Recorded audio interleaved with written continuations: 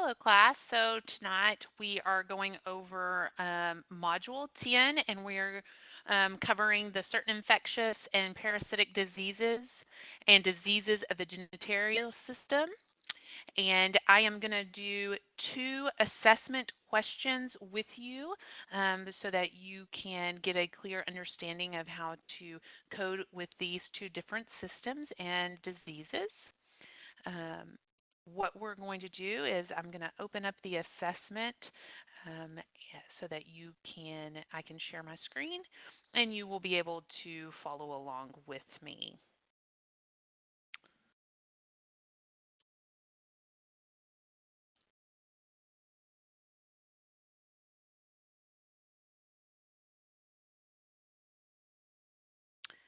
Okay.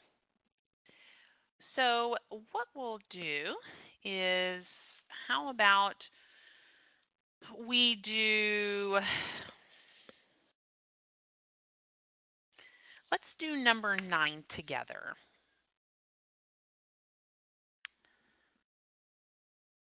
Okay, so number 9 reads hypermobility of urethra with urinary stress incontinence. So our patient is being seen for hypermobility of the urethra, and they also have with urinary stress incontinence. So let's go to the first thing that we're dealing with, the hypermobility of urethra. So we're going to go into our index and look up hypermobility.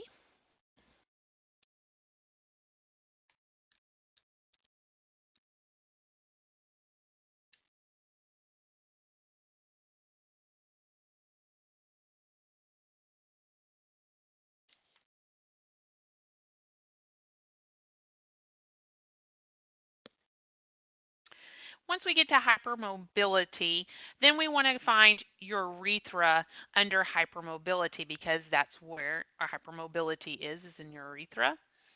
And there is nothing under hypermobility of urethra with stress incontinence. So that tells me we're going to have to code urinary stress incontinence separately. So we're going to code hypermobility of the urethra first, and it gives us N36.41. So from there, we need to check our tabular. So we are going to go to N36.41.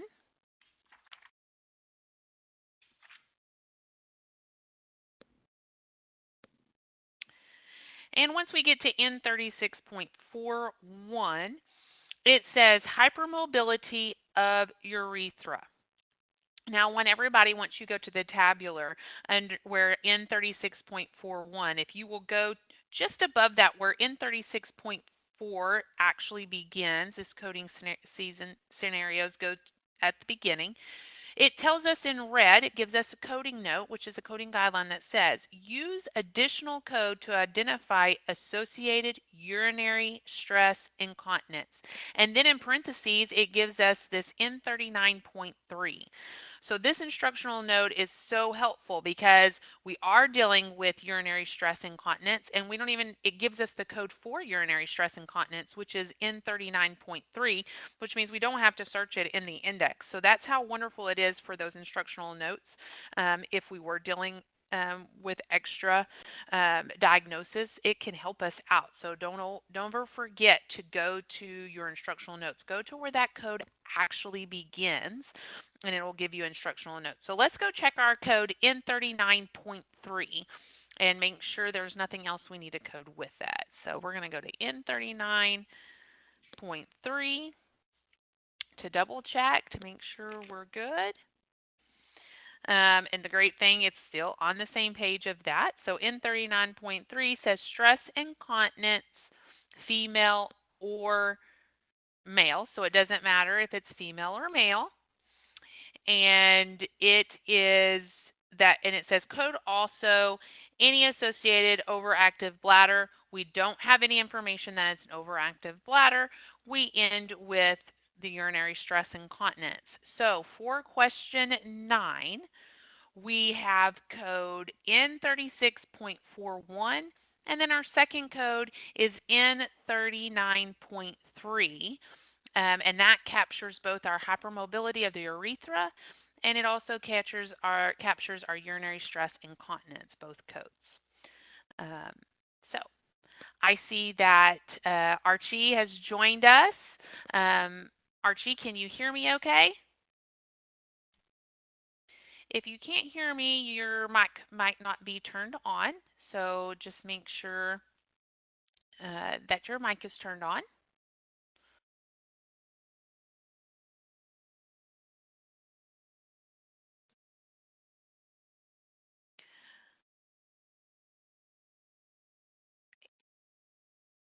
And if you're unable to chat or you don't have a microphone, make sure you can ask questions or pop in and answer anything in the chat box.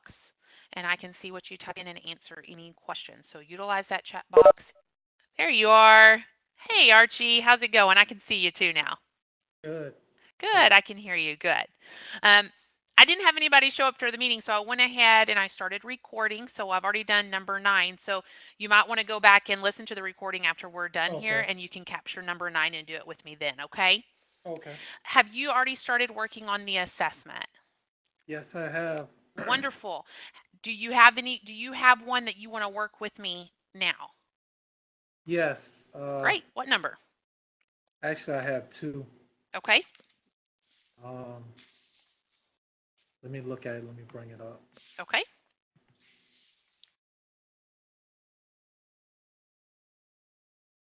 Number 6 and Number 6. Okay. and number 11. And number 11.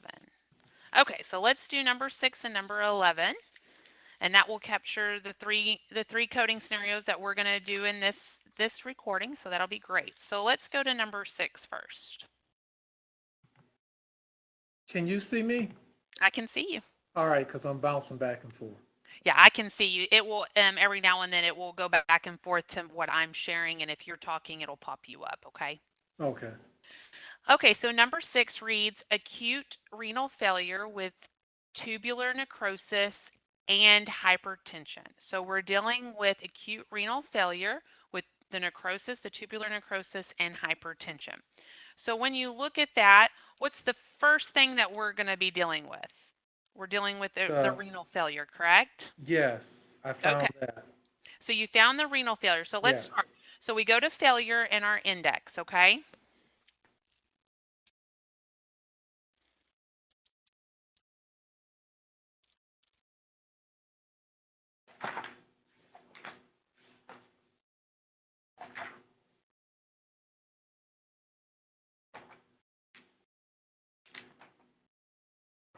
Let me know when you get to failure.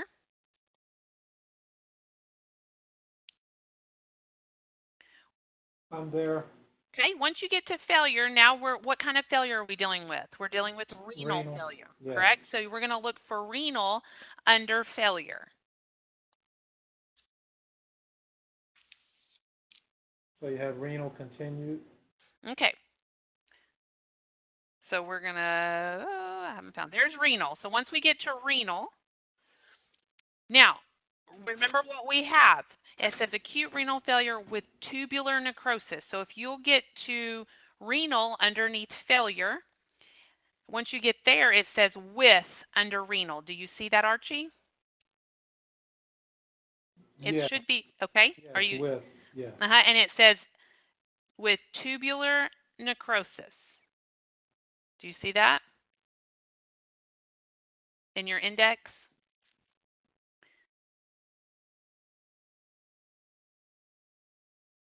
In your coding book, are you on page 136? I'm on page 136, third column, but I'm... It should be second column. The second column. Okay, so go to the second column on the way down where renal actually starts. See, that renal continue just means that was a continue of everything under renal. So we want to go to actual where renal begins under failure. And it's in that second column kind of towards the bottom of that column. Do you see that there?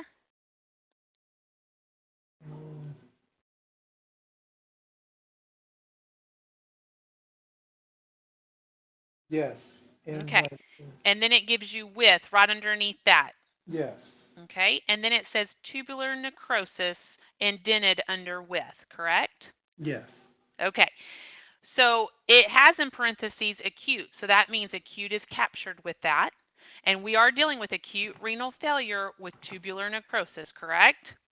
Yes. So all of that captures and it gives you that N17.0. Do you see that code? Yes. I see. Awesome. Now let's go check that in the tabular because we never code from our index. Ever, ever, ever. That's just a starting point. So we're going to go check the N17.0 in our tabular.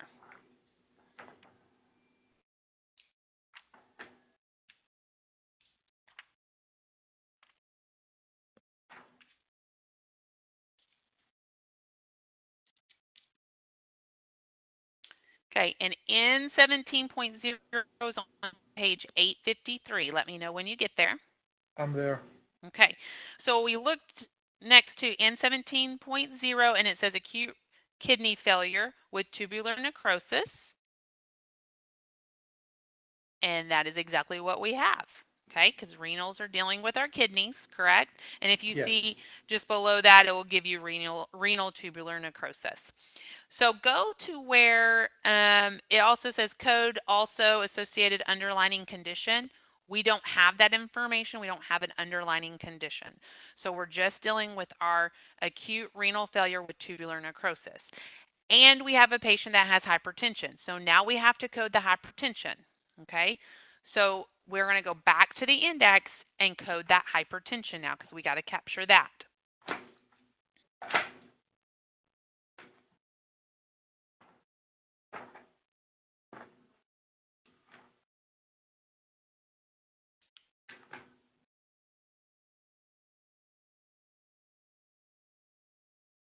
Okay, and we don't have any extra information about our hypertension, correct? We just have that it's Right. hypertension. So if you're, are you at hypertension in your index?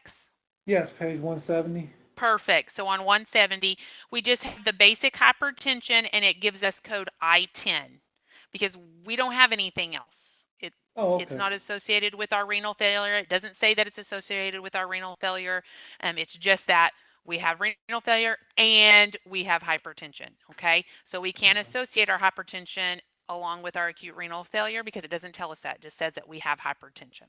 So we have to go with that basic I10 code. Okay, Oh, okay. so we're going to check that I10 code in the tabular, okay, to make sure we don't need any further characters. So now we're going to go to our tabular and look up I10.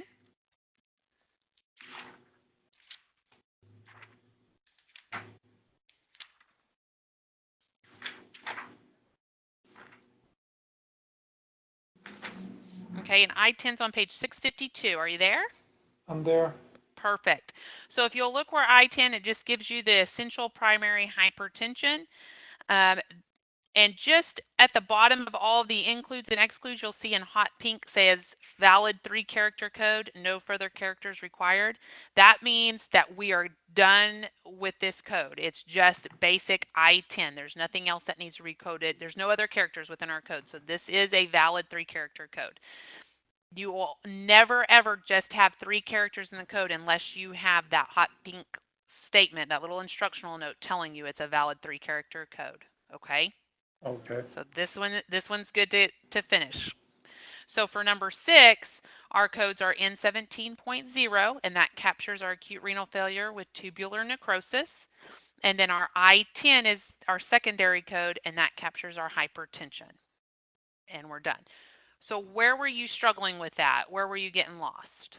Well, actually, I got it right. I just wanted to make sure You wanted to make sure it kind of made you because nervous. I was kind of thrown off with the hypertension. I wasn't sure if it was secondary, but like you said, it didn't state that It it was. didn't state. And so if we're dealing with acute renal failure and a patient with hypertension, so we're going to deal with what the patient's dealing with that's the most important, the most crucial, what's going on, okay? Hypertension can be a comorbidity. So you may have a patient that comes in with a fracture and they have diabetes and they have hypertension, and maybe they have CHF. Well, all those are comorbidities, but why did the patient actually come in? They came in because they had a fracture.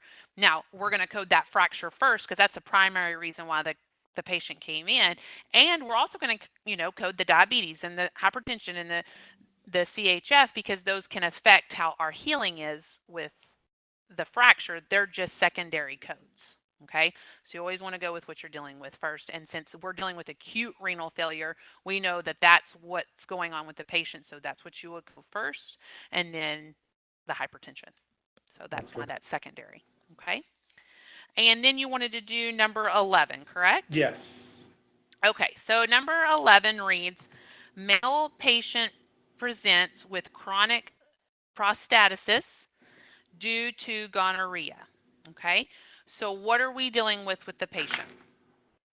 The prostate. We're dealing, let me get down to number 11. Okay, so male patient presents with chronic prostatitis, I can't say it, due to gonorrhea. So let's go to prostatitis first, okay? Okay. In our index.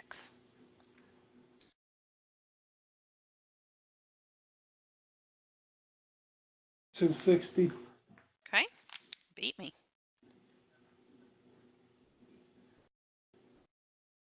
Okay, now, under there, what are we going to be looking for? What kind of prostatitis do we have? What does it do Chronic. For gonorrhea, right? Gonorrhea, yes. Okay, so if you look down, it says gynecological. Okay, that's the same. If you didn't know that, it's okay to search it up. Like, oh man, that's almost like gonorrhea, and it's good to go ahead and Google what gonorrhea or different terms for gonorrhea are. Does that make sense? Yes. So you're going to go to gynecological, and it says acute or chronic, so it doesn't matter whether it's acute or chronic, and that gives us A54.22. Okay, and then we're going to check that in our tabular to see what it says, and if we don't see if we need any further characters required.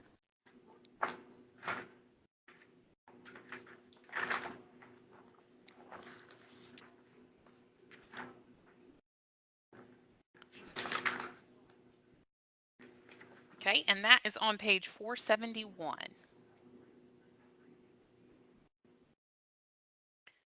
It's at the very top. A54.22 just simply states gonococcal prostatitis, which is prostatitis with gonorrhea. Oh, okay. Okay. And if that gets super confusing, what I would do is, if there's a diagnosis that you don't really know much about and you're like, I have no clue what this is, don't hesitate to research and see what it is your diagnosis is, because if you know what it is, it makes it easier to look those things up in the index. You kind of know what to look for and see. It gives you it shows you, it breaks down what it is your diagnosis is. Because there's been a lot of times, even in my work, when I used to code full time, I would get a diagnosis that I have never even heard of, and I didn't even know where to start. And so I had to research what it was and where it affected the body. And once I researched it, it helped me so much look it up in the index and different terms for that certain diagnosis. So it really does help to understand your diagnoses. So if you don't know what one is and you don't even know where to start, that's what I would do. Make sure you research your diagnosis and learn what it is, because it's impossible for us to know every single diagnosis, obviously. And so it's a good learning experience. Okay? Do you feel better about it? Yeah, that one I got wrong. I actually came up with N41.1.